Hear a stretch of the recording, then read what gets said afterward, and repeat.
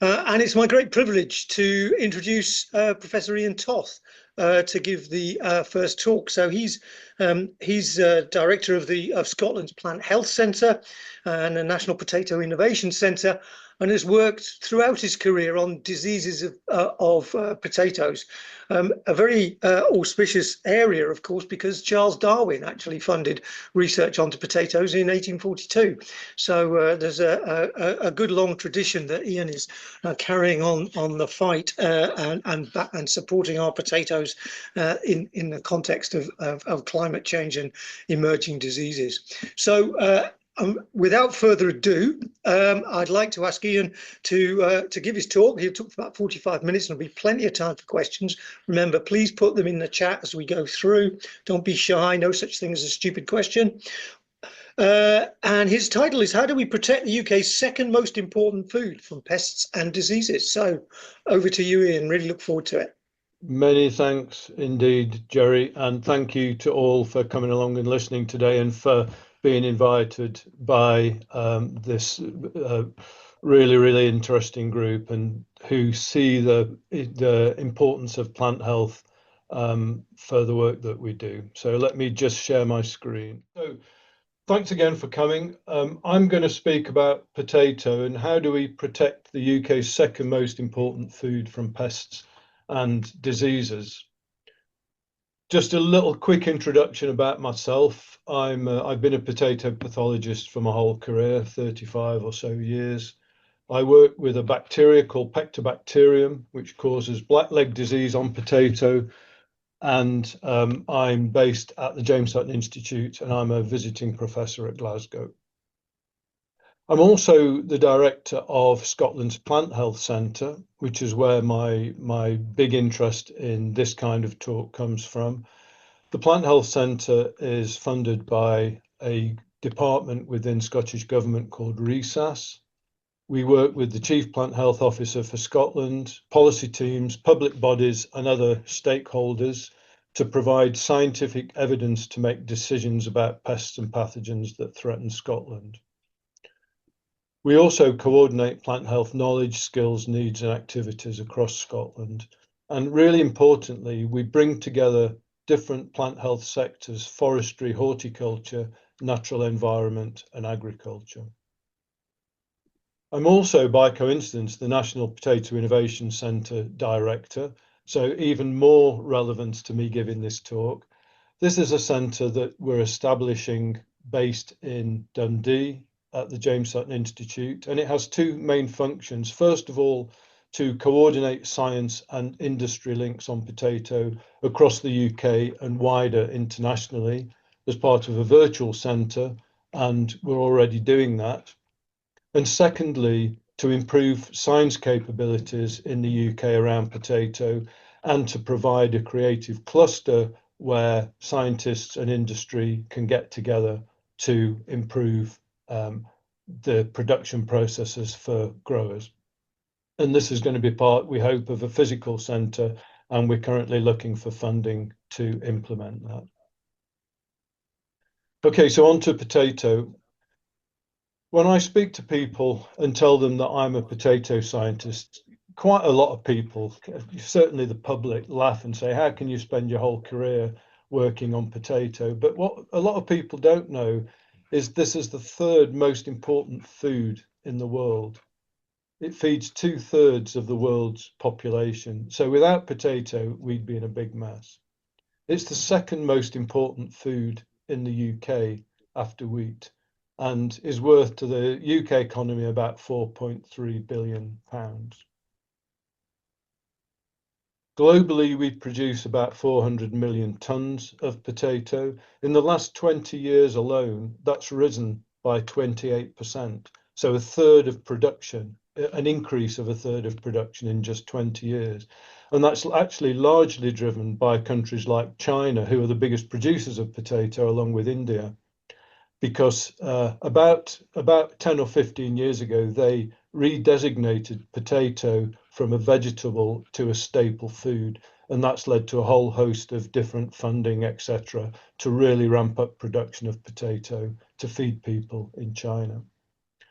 In the UK, we produce about 1% of the global production.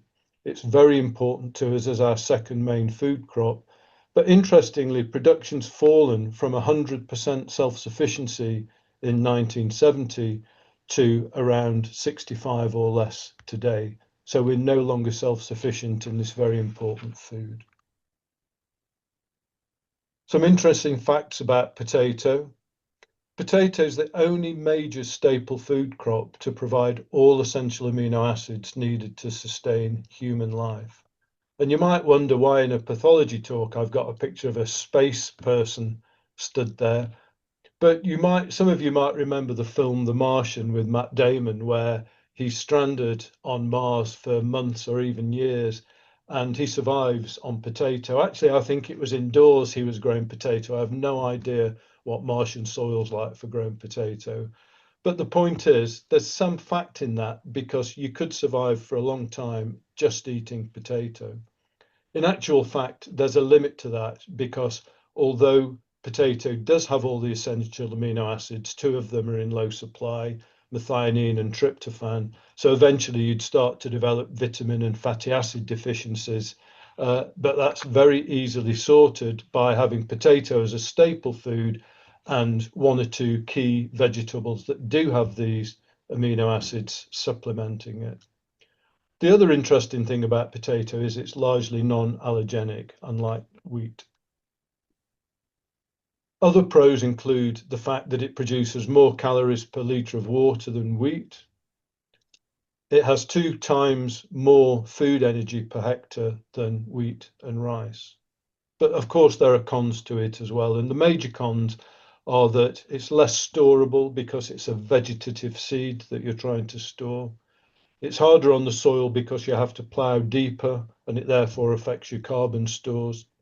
And the main thing and the reason I'm here today is that you get more pests and diseases. Before I start telling you about pests and diseases, I think it's important to just go over the potato production process because it's a little bit complicated and I'll be referring to it throughout the talk. So the first thing is in Scotland, all the different varieties are stored as microplants at SASA, and SASA are our government statutory body for potato. On request, they can supply mini-tuber producers with these microplants.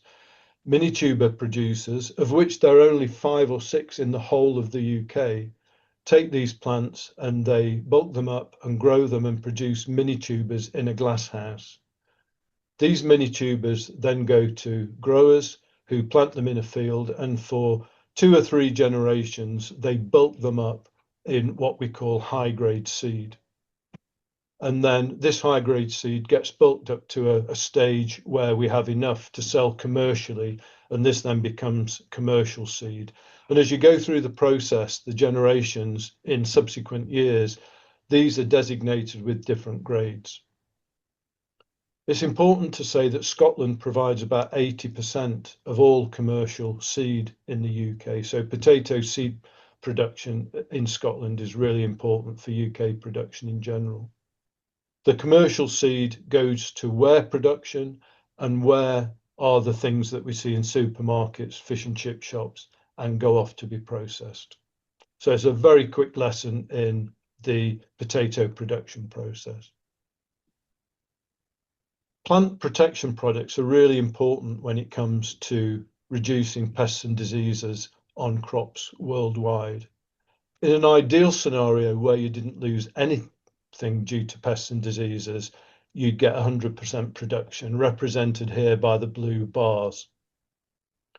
But even with plant protection products worldwide, we lose between 20 and 30% of our crops due to pests and diseases, in some cases more.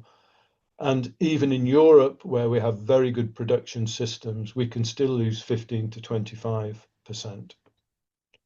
Take those plant protection products away, and although UK and EU legislation is reducing pesticides, of course we've not taken them all away, but in a theoretical situation where we did, we could lose up to 60%. And potato is one of the more difficult to grow without these chemicals. So with no plant protection products, we could lose 60% production, or half of the production that we currently have.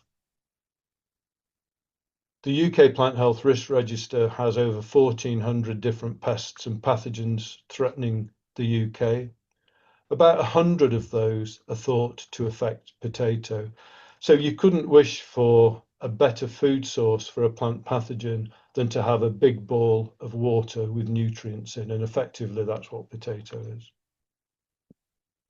I'll just quickly go over some of the major problems that there are with potato and then give some more specific examples. So first of all, brown rot caused by a bacteria called Ralstonia solanacearum. Brown rot is one of the major impediments to potato production, particularly in warmer developing regions around the world. The bacteria get into the roots from the soil, go into the stem, and then move down the stolon, which is the piece of tissue that joins the stem to the tuber. And you can see just here, can you see my pointer? I don't know if you can see it, maybe not. No, it's not very clear, no. Okay, don't worry, don't worry. So the middle picture at the top, you can see that black. That's the point where the stolon comes into the tuber, and the bacteria move through the stolon into this vascular ring and gradually rot it away. So you could be harvesting tubers that look in pretty good condition, only to cut them and find that they're completely rotted inside. Another very different bacteria, but that acts in a very similar way and causes similar symptoms, is Clavibacter cepidonicus, which causes ring rot.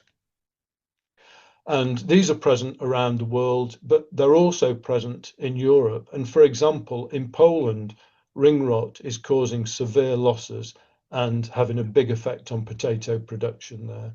So these are two things that we don't want in the UK.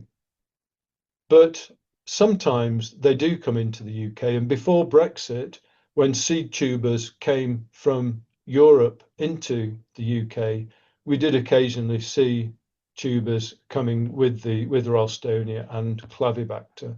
We don't see it so much now, and it was very rare before, but we don't see it much now because seed potatoes aren't allowed to come in from Europe, although that might change because of new trade agreements with the Labour government that happened recently. But when it was happening, we have something called a safe haven scheme, which is looking to combat that. This is something that's administered by the Red Tractor, which is a certification authority in the UK. And potato growers signed up to the safe haven scheme, where they would have proven high hygiene, proven production processes, but mainly proven traceability in where their seed came from. And that was very important. And that's really helped to reduce the appearance of these really nasty diseases.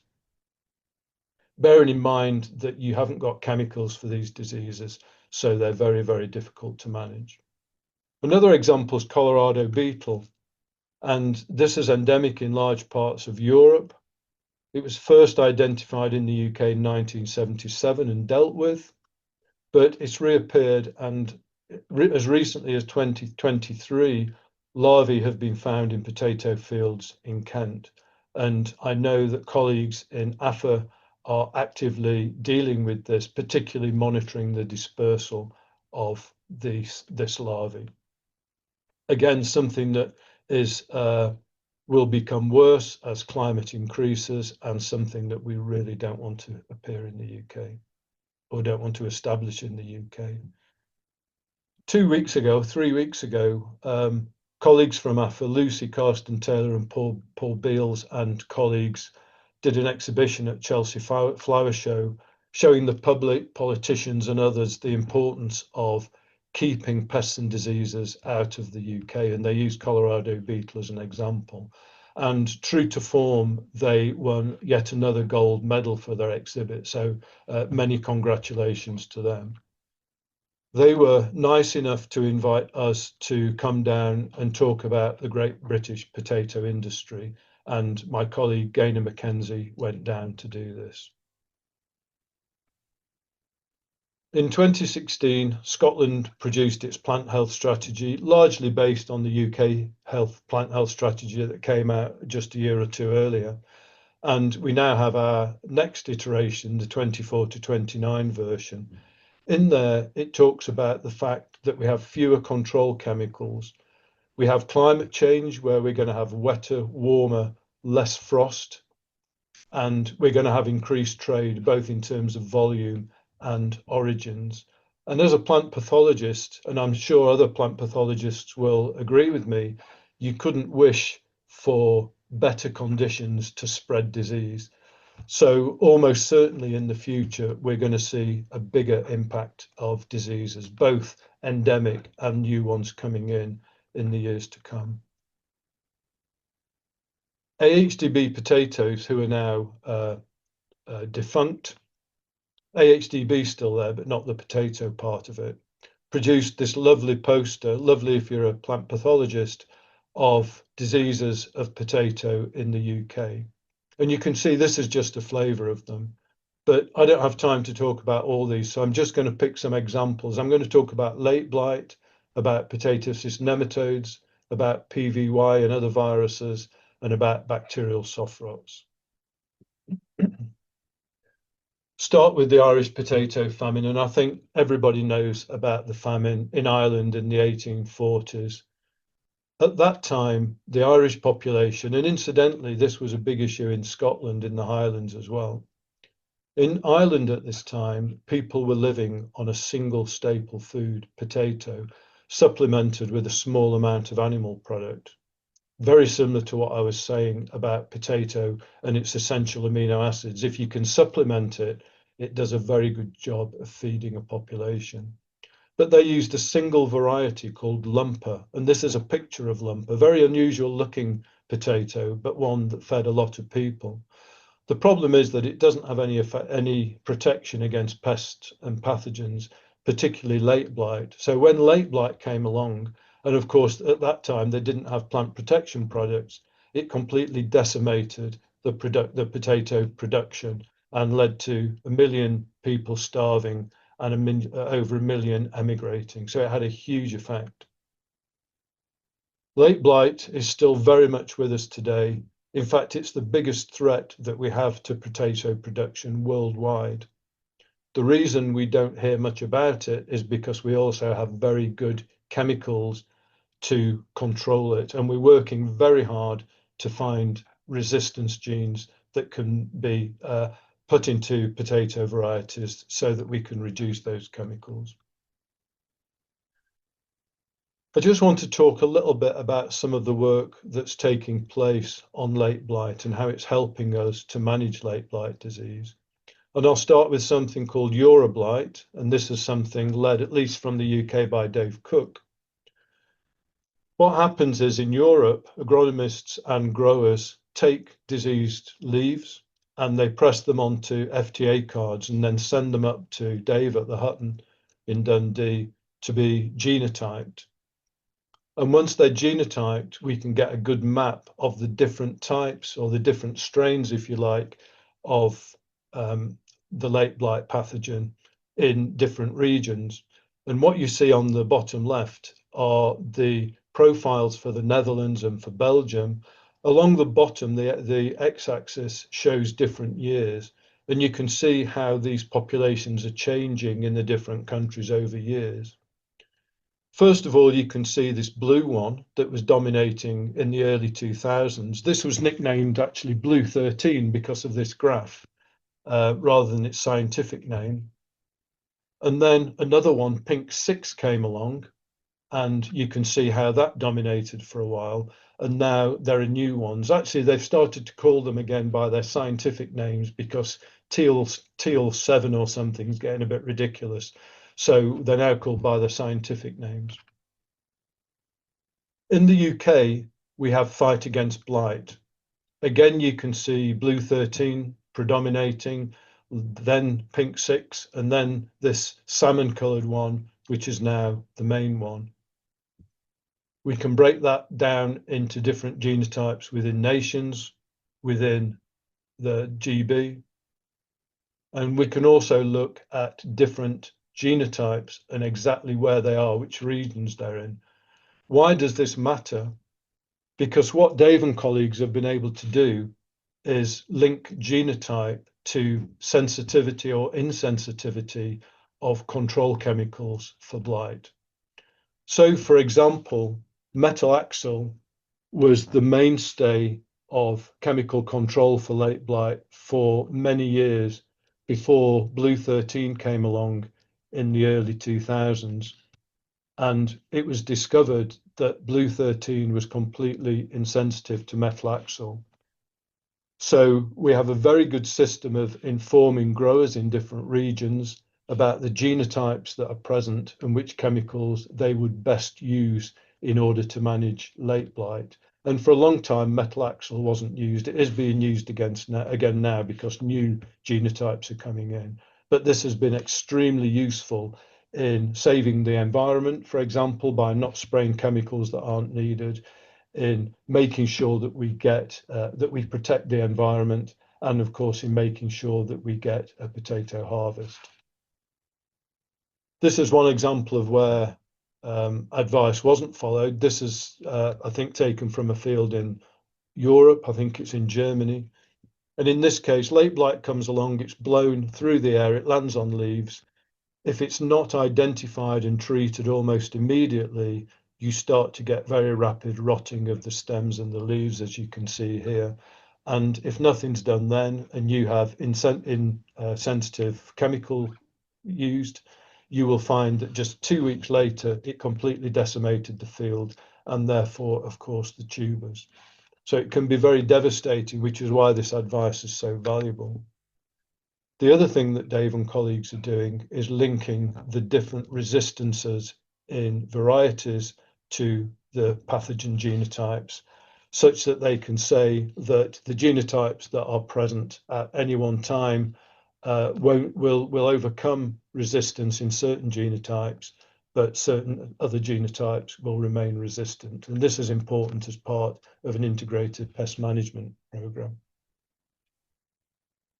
Okay, so the next example is potato cyst nematode. There are two species of cyst nematode in the UK, Globidera rostockiensis, which we believe came in via imports in approximately 1920, and Globidera pallida, which came in during the 70s. And people might remember that the mid-70s, there was some very warm weather, and this led to a big fails in potato harvest in the UK, and a lot of imports were necessary. And we think that this is where pallida came from. PCN is a soil-borne disease that spreads through the soil. You can see this very typical patch where it's destroyed potatoes in this circle. The cysts get into the soil, they feed on potato as a host, and they multiply and they spread. And of course, you can see the tractor lines here on the left going straight through the middle of this patch. And this is the way that cysts are picked up on the tractor wheels and transported to other fields. In about 2016 or 17, seed potato growers in Scotland were speaking to government saying that they had big concerns about PCN because it seemed to be spreading into Scotland. Just to say at this point, PCN is a big problem everywhere, including England and Wales, but it's a particular problem in Scotland because to meet government standards, seed potatoes can't be grown on land recorded as infested with PCN. So if we're supplying 80% of the seed to the UK, we can't afford not to be able to plant that seed because of this pathogen. There are something like 20 high-grade seed growers in Scotland. We can't afford PCN to start impinging on their production either. So we were asked, the Plant Health Centre was asked to write a report to look at the problem of PCN in Scotland. And this is just one graph that comes out. This is available on our website if you're interested, but this is one example. So in the 70s, rostockiensis was a big problem. And then due to the introduction of certain potato varieties that had very good resistance against it, we saw a steady drop off to the point now where it's pretty well managed. But pallida being a different genotypes, we found that it wasn't resistant. We ignored it for decades, and now it's reached a point where, because Rostock's reducing, it's given some space for pallida to increase, and that's now become a big problem. We took this information to Scottish Government, and they held what's called a ministerial round table, and we had the Minister Mary Goujon chairing that meeting, and the outcome was to ask the Plant Health Centre to form a working group where we could look at what was needed to try to overcome the PCN problem. So the report 2 years earlier was looking at the problem. This report now was looking at the solution. A number of actions were proposed. And on the basis of that, Scottish Government supported a project which was actually the biggest plant health project they've ever supported, in a 5-year project called PCN Action Scotland, where industry, science and government worked together to try to overcome, to try to implement some of these actions. And you can find out more at PCN Hub.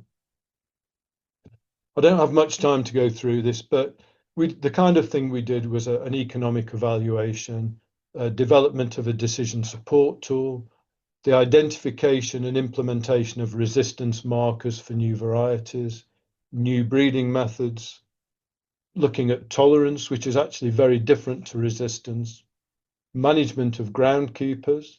And for those that don't know, a groundkeeper is a potato that grows in a field of crops in years subsequent to a potato crop being planted. So because you don't remove all the potatoes during harvest, you leave some in the ground. So in subsequent years, these regrow. The big problem here is that the whole point of crop rotations is to minimize pests and diseases. And if you've got potato in there for the whole of your rotation as a weed, it's helping to maintain populations, not just of PCN, but of viruses and of other things. And we're also looking at various integrated pest management approaches. We're doing modelling to look at the spread of PCN over space and time, over countries and time. We're looking at policy rule changes by Scottish Government and potentially increased statutory testing. And then we're also working on the development of new commercial diagnostics. But one of the main things is knowledge exchange. And although growers and land agents, etc., knew about the PCN problem, they weren't aware that if we don't do something about this within the next 20 to 25 years, there could very well no longer be a seed industry in Scotland. And that has a big knock-on effect for the rest of the UK.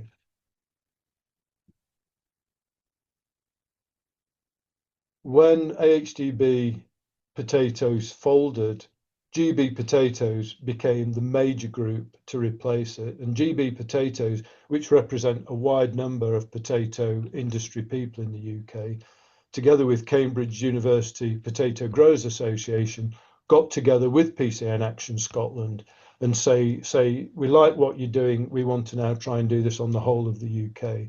So that's what we're doing. The results from our work is going to GB PCN Forum. And then because the UK, because England and Wales, who are mainly ware growers, have different needs, we're now looking together at what needs to be done, what actions need to be implemented to find solutions to PCN for ware growers. On to the third example, viruses. Before Brexit, Scotland was designated as a high health potato growing region in Europe because of the climate, because it was too cold mainly to get many aphids. And without aphids, you don't get the virus, without aphids, you don't get the viruses that aphids vector. So we found that if you look at the map, we can see the red dots, which represent ware production, and the blue dots, which represent seed production. In the north, at the top, you'll see mainly just blue dots, and this is the high health region, where you get very few aphids and therefore very few viruses. And then further down in Scotland, you see a mixture of commercial seed and ware. So we haven't had a big problem with viruses for a long time, but recently we're seeing viruses emerge as a bigger problem. We're seeing potato virus Y, which has always been an underlying problem, but more recently we're seeing leaf roll virus, which hasn't been a problem since the 80s and we've largely forgotten about. Nobody's doing any research on this. If you look at this graph from SASA, who are our statutory body in government for potato, on the left-hand side, you see the area of seed affected, and along the bottom, you see the different dates from 2015 to 24. And this is looking at what we call faults, which have an effect on causing seed grades to be lowered, to be downgraded. So if a particular seed grade doesn't meet that grade, it will be downgraded to a later year. You can see the red line, which is blackleg, the thing that I've been working with, has predominated for decades and is always almost always the largest fault. And viruses in blue have always been there, but down to a very small level. What we've seen in recent years, maybe the last 5 or 7 years, is viruses increasing, and we really don't know why. We suspect it's to do with climate. We suspect, and this is not just Scotland, this is the whole of the UK. We suspect it's to do with climate. We also suspect it's to do with the reduction in certain insecticides, and this is something I've mentioned now a number of times. But recent evidence by a colleague, Eugene Ryboff, has shown that it might be to do with new threats coming into the UK. And what he's been doing is high throughput sequencing on PLRV samples from Scotland, samples between 2010 and 24, compared to new samples in the last few years. And he's finding that a lot of the new strains are very similar to ones found in Germany. So one theory now is that somehow this PLRV has got into the UK via Europe, but it's by no means proven. The Plant Health Centre is working on a new virus forecasting piece of software that's going to be provided to SASA in order for them to better manage potato statutory testing. That's going to be used basically from now. We also have a Scottish aphid-borne virus working party, which has teamed up with GB Potatoes to form a virus working group, which is going to operate in a similar way to the PCN working group, so that they can identify a number of actions and then look at ways of implementing those actions to really get on top of this issue. And one example is something that we already know, the 6-step guide to control, which some growers follow very well, others not so well. So part of the work that it will be doing is looking at better knowledge exchange to get this information out to growers and then developing new methods. And then the last example, blackleg and soft rot diseases of Pectobacterium and Dickia. Again, this is something I've been working on. Another graph from SASA show how subsequent generations of seed lead, in this particular case, and it's also true for some viruses, to gradually more and more disease being observed. So along the area, on the left-hand side again, on the y-axis, we have area in percent.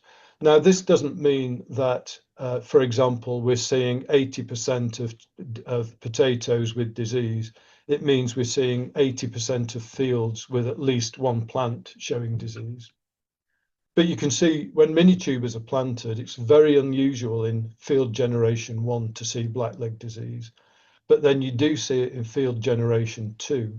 And what we're looking at here is a number of bars within field generation 2 representing different years to show that this is a phenomenon that we see every year. It's not just a one-off. In year 3, 4, 5, 6, we see this accumulation. of disease. So this is something that we know and we have to try to manage. Something that is really interesting to me is how blackleg is caused by a number of different species and genera throughout Europe.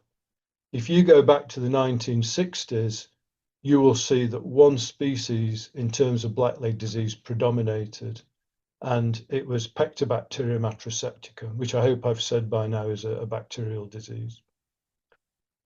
In Scotland, because we get very little movement of European seed into Scotland, you can see from this graph that Pectobacterium predominates to the tune of about 95%. In England and Wales, this is more like 85% because we have been getting some seed going into England and Wales from Europe. But it's a very different picture in Europe. And what we see in any one year are a whole host of different genera and species. We know that these don't come into Europe from seed potatoes from elsewhere because we aren't allowed by law to import seed potatoes into Europe. Instead, now there's very good evidence to suggest that they're coming on ornamental flowers, and Europe imports tens of millions of vegetative stems into Europe. Some of these are planted in fields, and when they're planted, we know that they're bringing these pathogens with them, and they're leaving the pathogens in the soil. When you plant potato seed then in that ground, it's picking up these pathogens, and we have an extremely efficient seed distribution centre within Europe, and literally within a year, you will see these new pathogens in a number of different countries in their first and certainly their second generation seed. So they're also affected by temperature. So we know that some countries you can see one species or genera, and in one year and in a different year you see something completely different, depending on whether you've had a warm or a cold summer. And this is important because some of these are much more pathogenic than Pectobacterium atrosepticum. Dickia solani, for example, causes big problems in storage, and even in the UK has led to complete rots in storage, which is very unusual. Again, we can fall back on the safe haven scheme to deal with this, and it's largely got on top of this problem of bringing these new species into the UK. But also, when Dickia solani was causing a particular issue in the UK, in Europe, the Scottish government introduced new legislation to make sure that any seed that came into Scotland was tested for Dickia, and that really stopped it in its tracks. Since then, there's been a voluntary ban on any seed coming into Scotland, which has had a major effect on preventing the spread of these pathogens in Scotland. Okay, just to finish, the very final thing is something called wireworm. Wireworms are larvae that causes huge damage on potato, as you can see from this image. It's the larvae of a click beetle. It causes disease on potato in various places around the world. But I'd really never heard of wireworm until just a few years ago. But we know more recently that it's starting to cause big problems in potato growing regions in the south of England, and it's even now been identified in Scotland. Again, we think this is partly due to climate change. Again, we think this is partly due to a reduction in insecticides. So it's the last time I'm going to say that, but we need to be really clear that there are consequences of reducing pesticides, even if it doesn't become immediate. But the reason I'm showing this is that we also think that cover crops are playing a big role in its spread. And for those that don't know about cover crops, these are crops that are planted in fields between commercial crops, which are very effective in minimizing things like soil erosion. They help to break down compaction that tractors make when they go over fields, and they keep the soil in good condition and add nutrients. And these are used by many farmers across the UK. Some of the seed, only some of the seed comes from Europe, and there have been examples of viruses coming with it. But the main issue, we think, is that nobody's considered that these cover crops might actually be increasing populations of indigenous pests and pathogens. And there's some circumstantial evidence now that this is exactly what's happening with wireworm. So we need to be really careful about the whole production system and what we're doing, because it all has an impact on pests and diseases. I think this is my final slide. The National Potato Innovation Centre last year did a survey looking at, did a number of workshops for the potato industry, and we had about 120 potato industry people present. We asked them about their strengths, their major challenges now and in the future, and what science could do to help. The major challenges were profitability, which is very, very difficult at the moment, and the need to get younger people in the industry. But in terms of science, pests and diseases were their very next issue. And they thought that the best way to deal with that was to develop new varieties, because they're aware that chemicals are going to continue to reduce. So part of the remit of the National Potato Centre will be to work together as a nation, we hope, on trying to develop better varieties with better resistance. Okay, so in conclusion, potato is a major food crop globally in the UK. Pest and disease management will become increasingly difficult, not least because of loss of chemicals, climate change, and increased trade. And we need to work together both nationally and internationally to develop new surveillance and control solutions through innovative science and its application. And I'll just leave you with a few contact details if you're interested. And thank you very much for listening. Excellent. Thank you, Ian. That was wide-ranging, informative and authoritative. Have a look at my chips. They're quite the same again, I think. We've got a lot of questions coming in the chat. Please continue to do that. We've got 15 minutes to discuss various issues here, and I'll try and pick out some of the themes and share out the questions. And Ian, there's a couple of linked questions here from Katia and Chris about crop wild relatives and using from the Andes, but also for Peru, and the collaborations with CIP and so on. How does that work? How do you use crop wild relatives, or what are the options there? We have the 5th biggest collection of potato wild and cultivated species in the world, actually the 3rd biggest in Europe, called the Commonwealth Potato Collection. It's almost exclusively from South America, and it's an amazing collection. Sorry, excuse me. One thing that people might not know is almost all the potato that we eat worldwide is from a single species called Solanum tuberosum. And what we have here are 80 different species. So the genetic variation within that is huge. And we very much use and want to continue using that in order to find new resistances, but also genes that are relevant to things like drought and temperature stress that can help with that. And that's something that we want to do in the new National Potato Innovation Centre. We have really good links to CIP. We have a colleague that is a joint appointment with CIP. She's here at present, but she will be spending half her time, or certainly some of her time, working at CIP to make sure that we work together on these wild relatives and on sharing the techniques that we have. So very important to us, this international collaboration. And if you have some genetic resources in a wild relative, what's the process by breeding that into the target? Is that straightforward, or does it take time?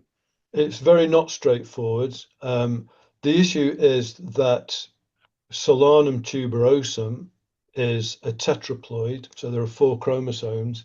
Most of the stuff we've got is diploid, which is 2 chromosomes.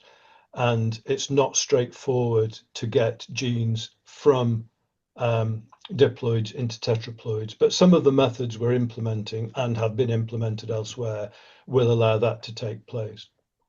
We have a colleague here called Ingo Hein, who's working with colleagues, including Jonathan Jones, who you're going to be speaking to later, who are doing some fantastic work with a technique called RENSEC. And previously, identifying a resistance gene in a wild relative, or indeed in anything, was extremely difficult. By using modern molecular techniques, what they've been able to do now is to identify all the genes that they think are related to resistance because they have certain DNA signatures called NB-LRR motifs. And so straight away, we know where the resistance genes are.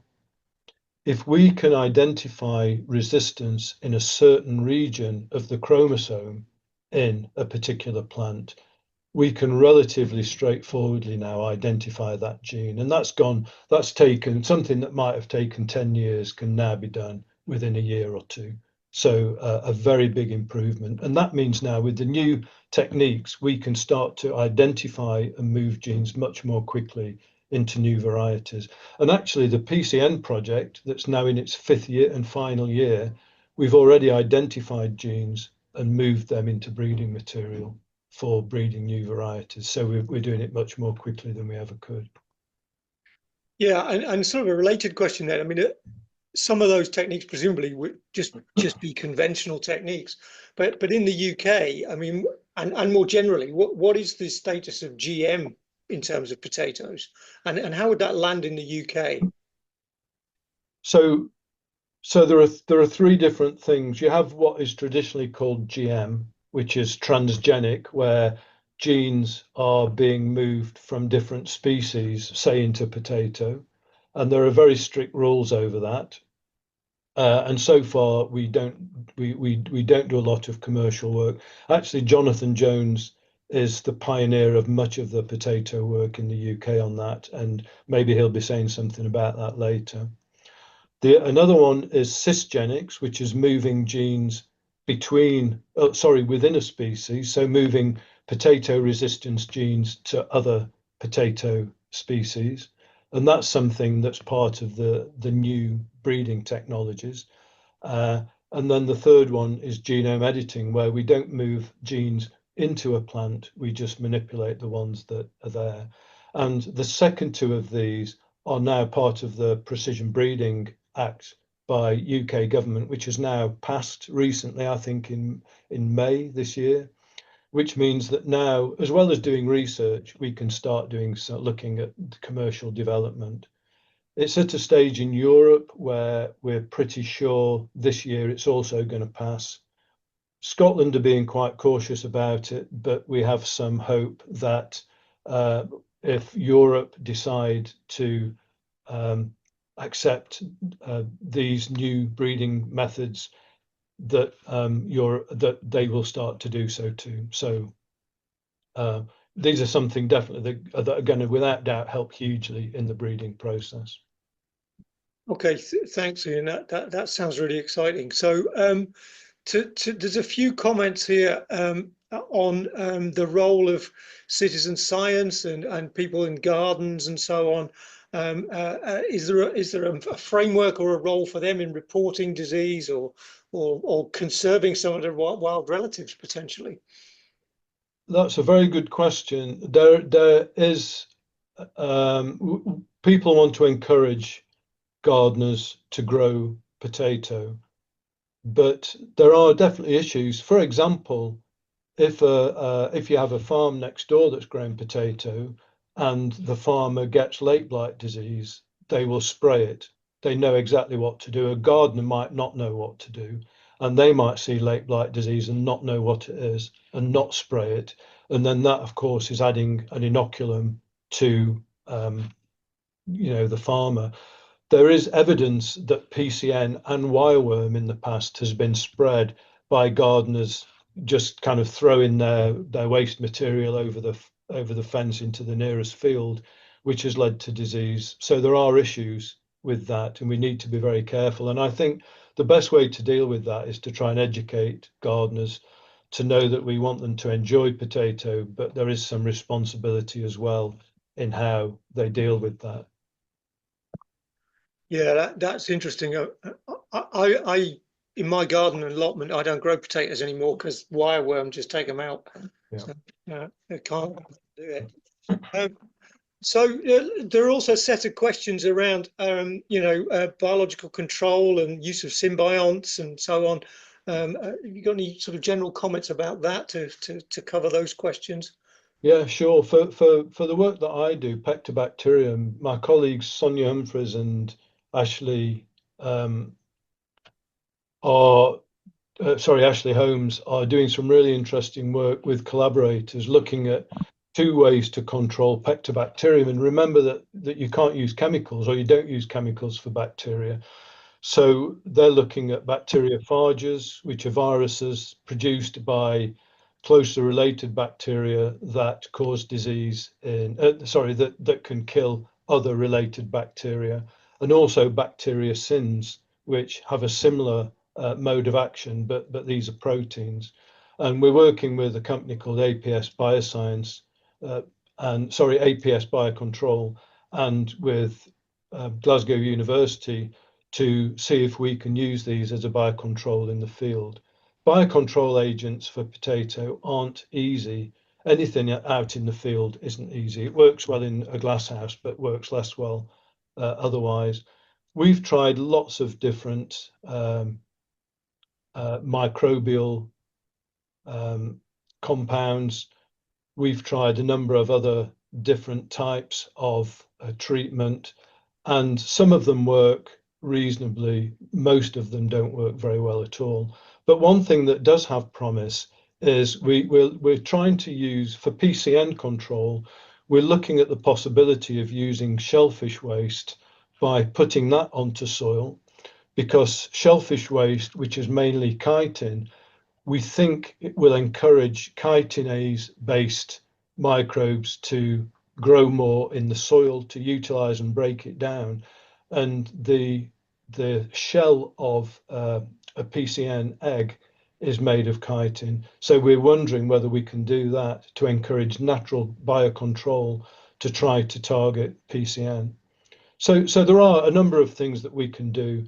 If you were to ask me whether now or even in the future they're ever going to be as effective as control chemicals, I'm afraid I would be a bit pessimistic and say no, but every little helps.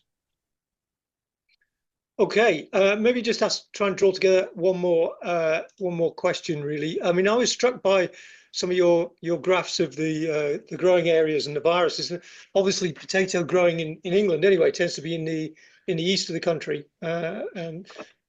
and then somebody also asked the question about, do you think we'll ever be self-sufficient in potatoes again? So to link those two together, do you think with climate change and, say, for example, the abiotic areas of, like, it's going to get drier in the east and so on, do you think we will get back to being self-sufficient in potatoes again? And is the challenge of the abiotic stresses and the climate change there a big one that we would need to see serious qualitative changes in where and how potatoes are grown to do that?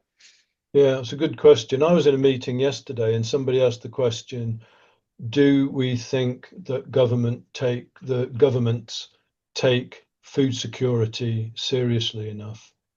And my answer to that is probably no, because we're a nation that on the whole is very lucky that we have food available to us on tap. And besides people that really struggle financially, a lot of us can go into a supermarket and find exactly the food that we need. But when you start having issues with trade and with wars and with climate, we need to start thinking a little bit more carefully if that food is always going to be available to us. And given that about half of all the food that we eat is imported, it might not always be available to us. So from my point of view, we need to be much more self-sufficient, and we need to be much more self-sufficient in our staple foods, which includes wheat and potato. Climate change is going to have an effect. And the varieties that we have now are going to continue to struggle as the climate gets warmer. But we have some of these new methods that I was talking about that are already revolutionizing the development of new varieties and making production much, much faster. So I have no doubt in the next 5, 10, 20 years that we're going to be able to almost act like a production line and produce new varieties that are meeting the needs of the UK in the future, both in terms of climate and in terms of these new pests and diseases. So I'm really optimistic. I think we need to increase that production again. I think we need to be self-sufficient in potato again. And the issue now is not just whether we need to be more self-sufficient, but are we going to keep reducing that self-sufficiency? And at what point does it become a tipping point where we're putting ourselves in dire straits? And that's a place we don't want to be.